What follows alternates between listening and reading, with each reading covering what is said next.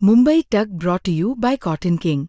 Nature in every finish, premium, modern living in every ease. Cotton King Aura, linen, redefined. नमस्कार, मी अभिजित करंडे. मुंबई तकमध्ये आपल्या सर्वांचं स्वागत आहे. महाराष्ट्राचं विधानसभेचं अधिवेशन सुरू आहे आणि अधिवेशनाच्या काळामध्ये एक मुद्दा कालपासून गाजतोय. ज्यावेळेला समान नागरी कायद्याबद्दलची चर्चा चालू होती त्यावेळेला देवयानी फरांदे बोलत असतानाच एक मुद्दा समोर आला आणि तो होता पॉलिगमीचा, अर्थात बहुपत्नीत्वाचा. आणि त्यावरती भाष्य करताना राष्ट्रवादी काँग्रेसच्या ज्या सत्ताधारी पक्षाच्याच आमदार आहेत सना मलिक यांनी मागणी केली की जर अशा पद्धतीचा कायदा असेल तर मुस्लिम लॉ प्रमाणे किंवा कुराण प्रमाणे भारतामध्ये सुद्धा अशा पद्धतीचा कायदा आणला गेला पाहिजे. आणि या मागणीनंतर सभागृहामध्ये गदारोळ झाला.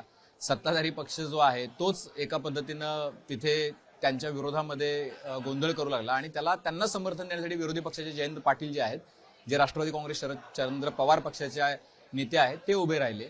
पण हे सगळं प्रकरण नेमकं काय आहे? त्यांना असं का वाटलं सना मलिक यांना, एक महिला आमदार असून सुद्धा, की अशा पद्धतीनं ही मागणी जी आहे ती केली पाहिजे? आणि याची सुरुवात सभागृहामध्ये नेमकी कशी झाली, काय आहे हे सगळं प्रकरण, हे नीट समजून घेतलं पाहिजे. त्याचं कारण असं आहे की आपल्याला कल्पना आहे की ट्रिपल तलाक च्या विरोधामध्ये कायदा करून सरकारनं मुस्लिम महिलांना सुद्धा एका पद्धतीनं दिलासा देण्याचा प्रयत्न केला आणि त्याचं कौतुकही त्या काळामध्ये झालं. पण अशा पद्धतीची मागणी सना मलिक यांनी करण्याचं काय कारण? त्यांच्या या मागणीमुळे बरंच आश्चर्य व्यक्त होतंय. पण सुरुवातीपासून आपण जाणून घेऊया. ताई, हे नेमकी चर्चा कशावर चालू होती, काय होतं? माझे जे सहकारी आहे देवयानी फरांदेजी, बीजेपीचे आमदार आहे, त्यांनी एक लक्षवेधी लावली आणि त्या लक्षवेधीमध्ये 3 महिलांचा उल्लेख करण्यात आला. ते महिलांचा घर स्फोटचा मामल्याचा काय लक्षवेधी होती आणि त्याचे पतीचे अत्याचारचे सगळे विषय होते. पण सगळे त्यांनी माहिती दिली. त्याच्यानंतर शेवटच्या प्रश्नामध्ये एक प्रश्न असा होता की मुस्लिम महिलांना सरकार संरक्षण कसं देणार. तर आमचा या प्रश्नावर आक्षेप आला आणि जेव्हा ते माहिती सगळे देत होती की काय घडलंय आणि विषय काय आहे, तेव्हा त्यांनी पॉलिगामीचा विषय काढला आणि पॉलिगामीच्या विषयामध्ये त्यांनी पाकिस्तानची वाहवाही चालू केली. पाकिस्तानची त्यांनी चालू केली. मध्ये पाकिस्तानमध्ये पॉलिगामीसाठी हे नियम आणण्यात गेले आहे. हे आर्बिट्रेशन काउन्सिल त्यांनी रेडी केलं आहे पाकिस्तान. बहुपत्नीत्व असू नये म्हणून. हो. आणि 1% त्या किती टक्के, 1%, 2% त्यांनी काय रेफरन्स दिले त्याची माहिती माझ्याकडे पण नाही. पण आमचं हे इथेच 2 आक्षेप चालू झाला की बाबा जेव्हा तुम्ही महिलांच्या विषयावर बोलतात, महिलांचा विषय सभागृहात आणतात, तेव्हा तुम्ही कोणतेही धर्म मध्ये ते जोडू नका, रिलिजियस अँगल आणू नका त्यामध्ये. हे एक विषय होता. कारण असलं जे अत्याचार आहे ते फक्त मुस्लिम महिलांवर होत नाही.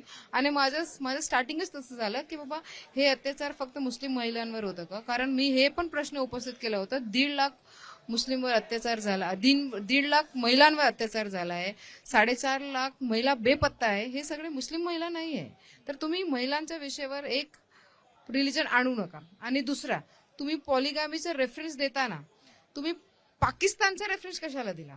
तुम्ही पाकिस्तानला साईड केलं, तुम्ही पाकिस्तानला ॲज अन आयडिओलॉजी पोर्ट्रे केलं, पाकिस्तानचा तुम्ही लॉजचा सगळे वाहवाही केलं येतं. तर ते अजिबात आम्हाला भारतमध्ये मान्य नाही. आणि एक दुर्भाग्य, कदाचित असं केलं असेल ना किंवा पाकिस्तान ही मुस्लिम कंट्री आहे किंवा मुस्लिम राष्ट्र आहे, त्यांनी सुद्धा आता त्याच्या विरोधामध्ये कायदा केला आहे, तर आपण सुद्धा अशा पद्धतीचा विचार करा. मला असं वाटलं की बाबा देवयानीजींना मी माहिती कसं दिली की बाबा पाकिस्ताननी काय केलंय, पाकिस्तानने तिथे लॉ कसं इम्प्लिमेंट केलंय. एक पाऊल पुढे जाऊन त्यांनी सगळे माहिती घेऊन फ्लोअरवर बोलायचं होतं की बाबा पाकिस्तानने ऍक्च्युली कुराण जे सांगितलंय ते इम्प्लिमेंट केलंय, तर तुम्ही तसं आणा ना. काय सांगितलं कुराणमध्ये स्पष्ट सांगितलंय की बाबा तुम्हाला सेकंड मॅरेज करायचं असेल तर तुम्ही फर्स्ट वाईफचं परमिशन घ्या फर्स्ट. दुसरं की तुम्ही एक पत्नी करणार, 2 पत्नी, 2 विवाह करणार, 3 विवाह करणार, 4 विवाह करणार, तर तुम्हाला ते जस्टिफाय करता येईल का? सर्वांना इक्वली ट्रीट करता येईल का? 100% इक्वली ट्रीट करता येईल तर तुम्ही करू शकता. आणि नेक्स्ट हे पण सांगतात की बाबा हे करणं शक्य पण नाही, तर ते परमिशन आहे. पण आमच्या कुराणमध्ये पॉलिगॅमीचं प्रमोशन नाही आहे. तर परमिशन आणि प्रमोशन मध्ये फरक आहे एक. आणि ते हे सगळे त्यांच्याकडे माहिती नाही होतं तर आम्ही त्याला माहिती दिली. पण हे पण सांगितलं जेव्हा तुम्ही काहीच सांगत असेल तर आम्हाला पाकिस्तानचा रेफरन्स अजिबात चालणार नाही. आम्ही भारतीय मुसलमान आहे. आम्हाला कुराणचं सायटिंग चालणार. संविधानने आम्हाला अधिकार दिलाय की तुम्ही प्रॅक्टिस, प्रोपोगेट आणि प्रोफेस करा तुमचं रिलिजन. त्याच आधाराने त्यांनी मी माहिती दिली की बाबा कुराणमध्ये असं असं सगळे आहे, तुम्ही तलाकचं जे मागतात. तुमची जी माहिती आहे त्यानुसार पाकिस्ताननं कुराणमध्ये जे लिहिलेलं आहे पॉलिगॅमीबद्दल किंवा बहुपत्नीत्वाबद्दल तोच तसाच कायदा लॉ मध्ये इम्प्लिमेंट केलाय आणि ते प्रोपोगेट करत होती. पाकिस्तानचे रेफरन्स ते बोलत होते की बाबा पाकिस्तानने हे नियम, म्हणजे पाकिस्तानमध्ये मतलब इतकं आहे मुस्लिम पॉप्युलेशन, 1% तिकडे पॉलिगॅमी आहे. तो आम्हाला एकच बोलणं होतं की तुम्ही अजिबात पाकिस्तानचा रेफरन्स देऊ नका. तुम्हाला द्यायचं असेल तर एक पुढे जाऊन तुम्ही कुराणचा रेफरन्स द्या ना. ते त्याला मान्य नसेल तर त्यांनी पाकिस्तानाला, पण ते पाकिस्तान आम्हाला मान्य नसतात. तुमची मागणी काय होती? तुम्ही काल मागणी केलीत की मग तशाच पद्धतीचा कायदा इकडे पण कायदा मुस्लिम महिलांच्या संरक्षणासाठी कायदा त्यांना पाहिजे होता. पाकिस्तानचा रेफरन्स त्यांनी दिला. तर म्हणजे तुम्हाला अगर ते कायदा करायचा आहे तुम्ही पाकिस्तानचा रेफरन्स देऊ नका, तुम्ही कुराणचा रेफरन्स देऊन ते कायदा त्यांना आम्ही मागणी करतो. तुम्ही म्हणालात की मुस्लिम कुराणमध्ये जे लिहिलंय ते मानतात मुस्लिम समाजातले लोक आणि तुम्ही त्याच्या पद्धतीनं तसा लॉ आणा अशी मागणी तुम्ही केली. पॉलिगॅमीवर त्यांचे जे रेफरन्स होता त्यावर माझा ते रिप्लाय होता. तुम्हाला असं वाटतं की बहुपत्नीत्वासाठीचा जो कायदा आहे किंवा उलट आताच्या घडीला आपण पाहिलं की ट्रिपल तलाकचा कायदा सुद्धा, म्हणजे ट्रिपल तलाकचा कायदा करून महिलांना संरक्षण देण्याचा प्रयत्न केला. म्हणजे 3 तलाक कधीही कुठूनही काय फोन करून इन्स्टंट ट्रिपल तलाकला नामंजूर केलं सरकारने आणि त्याच्यानंतरच्या कितीतरी केसेस तुम्ही बघितल्या. पण जरी कुराणमध्ये तसं म्हटलं असलं तरी बहुपत्नीत्वाची परवानगी देणं किंवा कुराणच्या आधारावर कायदा आणणं तुम्हाला योग्य वाटतं? इन्स्टंट ट्रिपल तलाक पण कुराणमध्ये नाही होतं. ठीक आहे, त्याच्यावर कायदा आणण्यात आलं. आम्ही त्यांचं समर्थन करतो. जेव्हा जेव्हा आम्हाला हे केसेस येतात आमच्याकडे ते आम्ही पण रिपोर्ट करतो आणि चांगल्या पद्धतीने ते कसं मतलब रिपोर्ट करण्याच्या नंतर त्याचा कारवाई कसं चालली ते आम्ही पण पूर्ण माहिती घेतात. एक दुसरं, आम्हाला पॉलिगॅमी ज्याची माहिती दिली ते परमिशन आहे, प्रमोशन नाही आहे. मी स्वतः एक महिला आहे, एक पत्नी आहे, माझ्याकडे 2 मुली आहे. मी कशाला पॉलिगॅमीला प्रमोट करणार? मी मोनोगॅमीवर ठाम आहे. पण जे पॉलिगॅमीशी ते पाकिस्तानचा रेफरन्स देतो, तर तुम्हाला रेफरन्स द्यायचा असेल तर तुम्ही कुराणिक रेफरन्स द्या. पाकिस्तानचा रेफरन्स अजिबात आम्हाला चालणार नाही. तुम्ही मोनोगामीच प्रमोशन करा? Yes, definitely. मी स्वतः पत्नी आहे, मी कसं पॉलिगॅमीला प्रमोट करणार? माझ्याकडे 2 मुली आहे. मी पॉलिगॅमीला अजिबात प्रमोट करत नाही, मी मोनोगॅमीला प्रमोट करतो. आणि फक्त विरोध आहे की त्यांनी पाकिस्तानचा माझा विरोध 2च होता. महिलांच्या विषयामध्ये तुम्ही रिलिजन आणू नका आणि मुस्लिमवर काही कायदा आणायचा आहे तुम्हाला तर तुम्ही प्लीज कुराणचा रेफरन्स द्या. रेफरन्स पाकिस्तानचा आम्हाला अजिबात चालणार नाही. मग गोंधळ का घातला? गोंधळ घातला कारण मी प्रोपोगेट जेव्हा मी माझ्या संविधानिक अधिकारानुसार मी प्रोपोगेशन चालू केलं तेव्हा मी पूर्ण कुराणचे जे आहे माहिती ते त्यांच्याकडे नाही होती. ते पाकिस्तानचा रेफरन्स देत होते. मी कुराणचा रेफरन्स दिला, बाबा पाकिस्तानचा रेफरन्स देऊ नका, आम्ही तुम्हाला कुराणचा रेफरन्स देतो आणि हे सगळे आहे आमचा संविधानिक अधिकार आहे. आम्ही कुराण अनुसार आमचं रिलिजन, स्वतःचं रिलिजन फॉलो करू शकतात. तर हे सगळे रेफरन्स आहे. तर जेव्हा मी ते चालू केलं तेव्हा संविधान चालू झालं. पण संविधानानुसारच मी सांगत होते. तुम्हाला म्हणजे तुम्ही जर हे सगळं सांगत होता तर त्याच्यामध्ये सत्ताधारी तुमच्या सहकार्यांनी एवढा गोंधळ का? सहकारी माझे स्वतःचे पक्षाचे नाही, माझे पक्षाचे सगळे सहकारी माझ्यासोबत होते आणि शिवसेनाचे काही लोक माझे समर्थन करत होते. त्यावेळी काही लोक गप्प बसले होते. फक्त 2-4 तिकडे होते ज्यांनी विरोध केलं आणि काही महिलांना माझं समर्थन केलं. कारण माझं एकच बोलणं होतं, जेव्हा जेव्हा महिलांचा प्रश्न उपस्थित होतात तेव्हा तुम्ही महिलांना आपण न्याय कसं देऊ शकता त्यावर बोला. अजिबात कोणतेही रिलिजन त्यामध्ये इन्व्हॉल्व्ह करू नका. मला असं वाटतं की तुम्ही बोलत होता तेव्हा आम्ही बघितलं की तुमच्या पक्षातले काही लोक मात्र शांत बसले त्या अचानकपणे. नाही, जेव्हा मला संधी नाही देण्यात आली परत, कारण मला 2दा संधी देण्यात आली. फर्स्ट इमिडिएटली जेव्हा मंत्री महोदयांचा उत्तर आला त्याच्यानंतर इमिडिएटली मला बोलण्याची संधी दिली आणि त्याच्यानंतर खूप काही तिकडे गोंधळ झाला आणि मी संधीच्या मतलब मी मला परवानगी स्पीकरकडून परवानगी मागत होते मला संधी द्या बोलण्यासाठी. तेव्हा सर्व पक्षीय लोक बोलत होते त्यांना संधी द्या, ते व्यवस्थित सांगत होती, त्याला कंप्लीट पण करू द्या. तुमचे जुने नेते जयंत पाटील पण मदतीला आले. खूप लोक आले माझ्या मदतीत, असं नाही. जयंत पाटील एकदम असे अग्रेसिव्हली मदतीला. जयंत पाटील, जितेंद्र आव्हाडजी आले, संजय भास्करजी आले, विजय वडेट्टीवारजी आले. माझ्या माहितीनुसार जितके सिनियर्स बसले होते तिकडे समोर माझ्या समोर, कारण मी या साईडला बसतात, तर जिकडे इतके सिनियर्स होते ते सत्तेच्या बाजूला बसले, ते विरोधात बसले. मी सत्तेत आणि विरोधात मध्ये जे कॉमन लाईन असते ना तिकडे बसतात. No man's land. No, it is the सत्ताधारी land but it is the dividing line. सत्ताधारी land which is known as a no man's land. I don't think so, it is known as the no man's land. अभी ऐसा है कि हमारी जो ताकत है वो बढ़ती ही जा रही है, फैलते ही जा रही है, तो उसको कौन सी कहाँ पे बढ़ रही है वो पता नहीं चल रहा है, वो कहीं वो रेखा जो है वो कभी इधर हो जाते कभी उधर हो जाते। बट इव्हेंच्युअली हे लक्षवेधी चालू होण्याच्या आधीच विपक्षांचा आक्षेप होता की अधिवेशनच्या काळात फर्स्ट हे लागतात लक्षवेधी, आणि हे मुद्दा कशाला घेण्यात आला हे एक त्यांचा विरोध होताच, आणि जेव्हा चालू झाला तर इतका मोठा गोंधळ तेव्हा झालाच. पण आमचे दोनच इश्यू होता, एक महिलांच्या विषयावर कोणताही रिलेशन आणू नका, आणि जेव्हा तुम्ही भारतीय मुस्लिमचं काही बोलता तर तुम्ही अजिबात पाकिस्तानचा रेफरन्स देऊ नका. मला एक गोष्ट सांगितली पाहिजे की त्यांनी पॉलिगामीचं समर्थन केलेलं नाही, पण ज्या पद्धतीच्या गोष्टी व्हायरल झाल्या त्याच्यातून लोकांचा असा समज झाला की राष्ट्रवादीच्या आमदार नवाब मलिक यांच्या कन्या सना मलिक यांनी पॉलिगॅमीचं किंवा बहुपत्नीत्वाचं समर्थन केलं आहे, मागणी केली त्यांनी. तुम्ही बघितलं, वाचलं ना तुम्ही?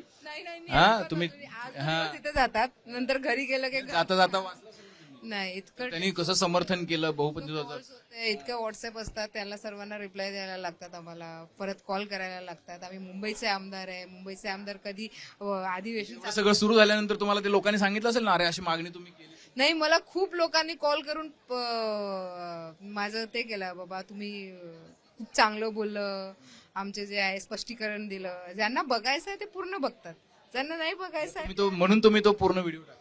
मी पूर्ण व्हिडिओ अजिबात टाकलं नाही, अजून टाकलं नाही.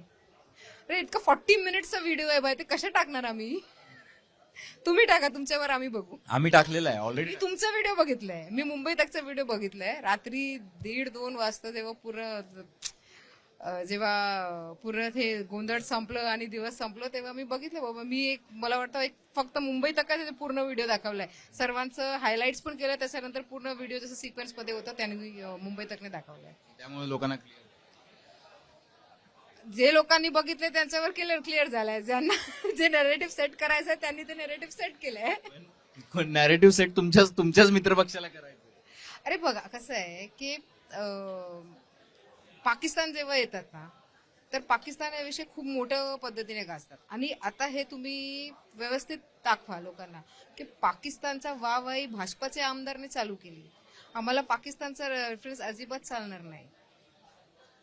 अर्थ असा आहे की सना मलिक यांनी बहुपत्नीत्वाचं समर्थन केलेलं नाहीये, त्यांनी फक्त रेफरन्स दिला की जर तुम्हाला रेफरन्स घ्यायचा आहे त्या कायद्याबद्दलचा किंवा कुठल्याही गोष्टीबद्दल तर तो पाकिस्तानचा घेऊ नका, कुराणमधले रेफरन्स घ्या आणि त्यानुसार. पण निश्चितपणे ज्यावेळेला समान नागरी कायदा होईल त्याला तुमची काय भूमिका असणार? समान नागरी कायद्याबद्दलची आता खूप चर्चा चालू झालेली आहे, आणि सर्वांसाठी, सर्व धर्मासाठी एक न्याय, एक कायदा, एक काय म्हणू त्याला युनिफॉर्म सिव्हिल कोड, एक तशा पद्धतीचा असणार आहे.